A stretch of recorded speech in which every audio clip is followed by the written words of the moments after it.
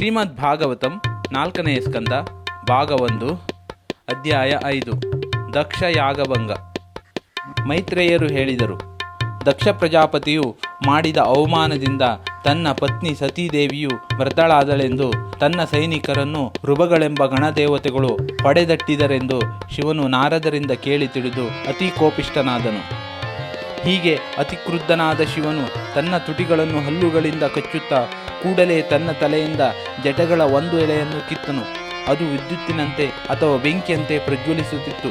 ಶಿವನು ತಕ್ಷಣ ಎದ್ದು ನಿಂತು ಹುಚ್ಚನಂತೆ ನಗುತ್ತಾ ಆ ಕೇಶವನ್ನು ನೆಲಕ್ಕೆ ಅಪ್ಪಳಿಸಿದನು. ಆ ಕೂದಲ ಎಳೆಯಿಂದ ಆಕಾಶದಷ್ಟು ಎತ್ತರವಾಗಿದ್ದ ಕಪ್ಪು ಬಣ್ಣದ ಭಯಾನಕ ರಾಕ್ಷಸನು ಹುಟ್ಟಿದನು. ಒಟ್ಟುಗೂಡಿದ 3 ಸೂರ್ಯರಂತೆ ಅವನು ಪ್ರಕಾಶಮಾನವಾಗಿದ್ದನು. ಅವನ ಹಲ್ಲುಗಳು ಭಯಂಕರವಾಗಿಯೂ ತಲೆಯ ಮೇಲಿನ ಕೂದಲುಗಳು ಉರಿಯುವ ಬೆಂಕಿಯಂತೆಯೂ ಇದ್ದವು.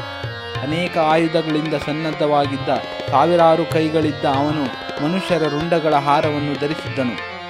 ಆ ಮಹಾಕಾಯನಾದ ದೈತ್ಯನು ಕೈ ಮುಗಿದು, ಸ್ವಾಮಿ, ನಾನೇನು ಮಾಡಲಿ ಎಂದು ಕೇಳಿದಾಗ ಭೂತನಾಥನೆಂದು ವಿಖ್ಯಾತನಾದ ಶಿವನು, ನೀನು ನನ್ನ ಶರೀರದಿಂದ ಹುಟ್ಟಿದ ಕಾರಣ ನನ್ನ ಎಲ್ಲ ಭಟರಿಗೆ ನೀನೇ ನಾಯಕ. ಆದ್ದರಿಂದ ದಕ್ಷನನ್ನು ಅವನ ಭಟರನ್ನು ಕೊಂದು ಹಾಕು ಎಂದು ನೇರವಾಗಿ ಅಪ್ಪಣೆ ಮಾಡಿದನು. ಪ್ರಿಯ ವಿದುರ, ಆ ಕಪ್ಪು ವ್ಯಕ್ತಿಯು ದೇವೋತ್ತಮ ಪರಮಪುರುಷನ ಕ್ರೋಧವೇ ಮೂರ್ತಿವೆತ್ತಂತಿದ್ದನು. ಅವನು ಶಿವನ ಆಜ್ಞೆಯನ್ನು ನಡೆಸಲು ಸಿದ್ಧನಾಗಿ ತನಗೆ ಎದುರಾಗಬಹುದಾದ ಯಾವುದೇ ಶಕ್ತಿಯೊಡನೆ ಸೆಣಸಲು ತಾನು ಸಮರ್ಥನೆಂದು ತಿಳಿದು ಶಿವನಿಗೆ ಪ್ರದಕ್ಷಿಣೆ ಮಾಡಿದನು. ಶಿವನ ಇತರ ಅನೇಕ ಸೈನಿಕರು ಆ ಭಯಾನಕ ವ್ಯಕ್ತಿಯನ್ನು ತುಮುಲುನಾದ ಮಾಡುತ್ತಾ ಹಿಂಬಾಲಿಸಿದರು. ಮೃತ್ಯುವನ್ನು ಕೊಲ್ಲಲು ಸಮರ್ಥವಾದ ದೊಡ್ಡ ತ್ರಿಶೂಲವನ್ನು ಹಿಡಿದಿದ್ದ. ಅವನ ಕಾಲು ಬಳೆಗಳು ಗರ್ಜಿಸುವಂತೆ ಶಬ್ದ ಮಾಡುತ್ತಿದ್ದವು. ಆ ಸಮಯದಲ್ಲಿ ಯಜ್ಞಭೂಮಿಯಲ್ಲಿ ಸೇರಿದ ಋತ್ವಿಜರು, ಯಜಮಾನ, ಬ್ರಾಹ್ಮಣರು, ಅವರ ಪತ್ನಿಯರು ಎಲ್ಲರೂ ಕತ್ತಲೆ ಎಲ್ಲಿಂದ ಬಂದು ಕವಿಯುತ್ತಿದೆ ಎಂದು ವಿಸ್ಮಯಗೊಂಡರು. ಅನಂತರ ಅದು ಧೂಳಿನಿಂದ ತುಂಬಿದ ಬಿರುಗಾಳಿ ಎಂದು ಅರಿತ ಅವರೆಲ್ಲರೂ ತುಂಬ ಆತಂಕಗೊಂಡರು. ಬಿರುಗಾಳಿಯು ಹೇಗೆ ಉಂಟಾಗಿರಬಹುದೆಂದು ಊಹಿಸುತ್ತಾ ಅವರೆಂದರು, ಈಗ ಗಾಳಿ ಬೀಸುತ್ತಿಲ್ಲ, ಹಸುಗಳು ಈ ಕಡೆಯಿಂದ ಸಾಗುತ್ತಿಲ್ಲ, ದರೋಡೆಕಾರರು ಈ ಧೂಳಿನ ಗಾಳಿಯನ್ನು ಎಬ್ಬಿಸಲಾರರು, ಏಕೆಂದರೆ ಅವರನ್ನು ದಂಡಿಸಬಲ್ಲ ಬಲಿಷ್ಠ ರಾಜ ಬರ್ಹಿ ಇನ್ನೂ ಇದ್ದಾನೆ. ಹಾಗಿದ್ದರೂ ಈ ಧೂಳಿನ ಗಾಳಿ ಎಲ್ಲಿಂದ ಬರುತ್ತಿದೆ? ಭೂಗ್ರಹಕ್ಕೆ ಈಗ ಪ್ರಳಯ ಒದಗಿ ಬಂದಿದೆಯೇ? ದಕ್ಷನ ಪತ್ನಿ ಪ್ರಸೂತಿಯು ಅಲ್ಲಿ ನೆರೆದಿದ್ದ ಇತರ ಸ್ತ್ರೀಯರು ತುಂಬ ಉದ್ವಿಗ್ನರಾಗಿ, ಸತೀದೇವಿಯ ಸಾವಿನ ಕಾರಣದಿಂದ ಈ ಅಪಾಯವು ದಕ್ಷನಿಂದಲೇ ಉಂಟಾಗಿದೆ. ಅವಳು ಪೂರ್ಣವಾಗಿ ನಿರಪರಾಧಿಯಾದರೂ ಅವಳ ಸಹೋದರಿಯರೆಲ್ಲರ ಕಣ್ಣೆದುರಿನಲ್ಲಿಯೇ ತನ್ನ ಶರೀರವನ್ನು ತ್ಯಾಗ ಮಾಡಿದಳಲ್ಲವೇ ಎಂದು ನುಡಿದರು. ಪ್ರಳಯದ ಕಾಲದಲ್ಲಿ ಶಿವನ ಜಟಾಜೂಟವು ಕೆದರಿಕೊಂಡಿರುತ್ತದೆ. ತನ್ನ ತ್ರಿಶೂಲದಿಂದ ಅವನು ಬೇರೆ ಬೇರೆ ದಿಕ್ಕುಗಳನ್ನು ಪಾಲಿಸುವ ದಿಕ್ಪಾಲಕರನ್ನು ತಿವಿಯುತ್ತಾನೆ. ಹೆಮ್ಮೆಯಿಂದ ನಗುತ್ತಾ ಗುಡುಗು ಮೋಡಗಳನ್ನು ಪ್ರಪಂಚದಲ್ಲೆಲ್ಲ ಚದುರಿಸುವಂತೆ ಅವರ ಕೈಗಳನ್ನು ಧ್ವಜಗಳಂತೆ ಚದುರಿಸಿ ಅವನು ನರ್ತಿಸುತ್ತಾನೆ. ರಾಕ್ಷಸರಾದ ಆ ಕಪ್ಪು ವ್ಯಕ್ತಿಯು ಭಯಂಕರವಾದ ತನ್ನ ಹಲ್ಲುಗಳನ್ನು ತೋರಿಸಿದನು. ತನ್ನ ಹುಬ್ಬನ್ನು ಕುಣಿಸುವುದರಿಂದಲೇ ಅವನು ಆಕಾಶದ ಎಲ್ಲ ಪ್ರಕಾಶಮಾನ ಗ್ರಹಗಳನ್ನು, ನಕ್ಷತ್ರಗಳನ್ನು ಚದುರಿಸಿ ತನ್ನ ಪ್ರಬಲ ತೀಕ್ಷ್ಣ ಕಾಂತಿಯಿಂದ ಅವನ್ನೆಲ್ಲ ಮುಚ್ಚಿದನು. ದಕ್ಷನ ಅನುಚಿತ ವರ್ತನೆಯ ಕಾರಣದಿಂದ ಅವನ ತಂದೆ ಬ್ರಹ್ಮನು ಕೂಡ ಕೋಪದ ಉಗ್ರ ಪ್ರದರ್ಶನದಿಂದ ತಪ್ಪಿಸಿಕೊಳ್ಳಲು ಆಗಲಿಲ್ಲ. ಜನರೆಲ್ಲ ತಮ್ಮ ತಮ್ಮಲ್ಲಿ ಮಾತನಾಡಿಕೊಳ್ಳುತ್ತಿದ್ದಾಗ ಭೂಮಿ ಆಕಾಶಗಳಿಂದಲೂ ಎಲ್ಲ ದಿಕ್ಕುಗಳಿಂದಲೂ ಅಪಾಯ ಸೂಚಕವಾದ ಕೆಟ್ಟ ಶಕುನಗಳನ್ನು ದಕ್ಷನು ಕಂಡನು. ನನ್ನ ಪ್ರೀತಿಯ ವಿದುರನೇ, ಶಿವನ ಅನುಚರರೆಲ್ಲರೂ ಯಜ್ಞಭೂಮಿಯನ್ನು ಸುತ್ತುವರಿದರು. ಕುಳ್ಳಾಗಿದ್ದ ಆಕಾರವನ್ನು ಹೊಂದಿದ್ದ ಅವರು ವಿವಿಧ ರೀತಿಯ ಆಯುಧಗಳಿಂದ ಸನ್ನದ್ಧರಾಗಿದ್ದರು. ಕಪ್ಪು ಹಾಗೂ ಹಳದಿ ಬಣ್ಣದ ಅವರ ಶರೀರಗಳು ಮಕರಗಳಂತಿದ್ದವು. ಅವರು ಯಜ್ಞಭೂಮಿಯಲ್ಲೆಲ್ಲ ಓಡಾಡಿ ಉಪದ್ರವ ಕೊಡಲು ಆರಂಭಿಸಿದರು. ಕೆಲವು ಸೈನಿಕರು ಯಜ್ಞಶಾಲೆಗೆ ಆಧಾರವಾಗಿದ್ದ ಸ್ತಂಭಗಳನ್ನು ಎಳೆದು ಉರುಳಿಸಿದರು.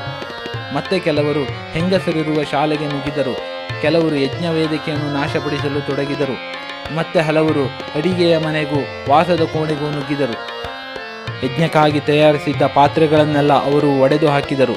ಮತ್ತೆ ಕೆಲವರು ಯಜ್ಞದ ಅಗ್ನಿಯನ್ನು ಆರಿಸಲಾರಂಭಿಸಿದರು. ಯಜ್ಞವೇದಿಕೆಯ ಎಲ್ಲೆಕಟ್ಟನ್ನು ಕೆಲವರು ಕಿತ್ತು ಹಾಕಿದರೆ ಮತ್ತು ಹಲವರು ಯಜ್ಞಕುಂಡದಲ್ಲೇ ಮೂತ್ರ ವಿಸರ್ಜನೆ ಮಾಡಿದರು. ಪಲಾಯನ ಮಾಡುತ್ತಿದ್ದ ಋಷಿಗಳ ದಾರಿಗೆ ಕೆಲವರು ಅಡ್ಡ ಹಾಕಿದರು. ಕೆಲವರು ಅಲ್ಲಿದ್ದ ಹೆಂಗಸರನ್ನು ಬೆದರಿಸಿದರು. ಮತ್ತೆ ಕೆಲವರು ಯಜ್ಞಶಾಲೆಯಿಂದ ಓಡಿ ಹೋಗುತ್ತಿದ್ದ ದೇವತೆಗಳನ್ನು ಸೆರೆ ಹಿಡಿದರು. ಶಿವನ ಅನುಚರರಲ್ಲಿ ಒಬ್ಬನಾದ ಮಣಿಮಾನ್ ಎಂಬುವವನು ಭೃಗುಮುನಿಯನ್ನು, ಕಪ್ಪು ರಾಕ್ಷಸಾಕೃತಿಯ ವೀರಭದ್ರನು ದಕ್ಷ ಪ್ರಜಾಪತಿಯನ್ನು ಸೆರೆಹಿಡಿದರು. ಚಂಡೇಶನೆಂಬ ಇನ್ನೊಬ್ಬ ಶಿವನ ಅನುಚರನು ಪೋಷನನ್ನು ಸೆರೆಹಿಡಿದನು. ನಂದೀಶ್ವರನು ಭಗನೆಂಬ ದೇವತೆಯನ್ನು ಹಿಡಿದು ಹಾಕಿದನು. ಶಿವನ ಅನುಚರರಿಂದ ಸತತವಾಗಿ ಕಲ್ಲುಗಳ ಸುರಿಮಳೆ ಆಯಿತು. ಎಲ್ಲ ಋತ್ವಿಜರು, ಯಜ್ಞಕ್ಕಾಗಿ ಬಂದು ಸೇರಿದ್ದ ಸದಸ್ಯರು ಅತ್ಯಂತವಾದ ಗೋಳಿಗೆ ಈಡಾದರು. ಜೀವಭಯದಿಂದ ಅವರೆಲ್ಲರೂ ದಿಕ್ಕು ದಿಕ್ಕಿಗೆ ಓಡಿದರು. ಯಜ್ಞಾಗ್ನಿಯಲ್ಲಿ ತನ್ನ ಕೈಯಿಂದ ಹವಿಸ್ಸನ್ನು ಅರ್ಪಿಸುತ್ತಿದ್ದ ಭೃಗು ಮಹರ್ಷಿಯ ಮೀಸೆಯನ್ನು ವೀರಭದ್ರನೇ ಕಿತ್ತು ಹಾಕಿದನು. ಭೃಗುವು ಶಿವನನ್ನು ನಿಂದಿಸುತ್ತಿದ್ದಾಗ ತನ್ನ ಹುಬ್ಬುಗಳನ್ನು ಕುಣಿಸುತ್ತಿದ್ದ ಭಗನನ್ನು ಕೂಡಲೇ ಹಿಡಿದು ವೀರಭದ್ರನು ಕೋಪದಿಂದ ಅವನನ್ನು ನೆಲಕ್ಕೆ ತಳ್ಳಿ ಬಲವಾಗಿ ಅವನ ಕಣ್ಣುಗಳನ್ನು ಹೊಸಕ್ಕೆ ಹಾಕಿದನು.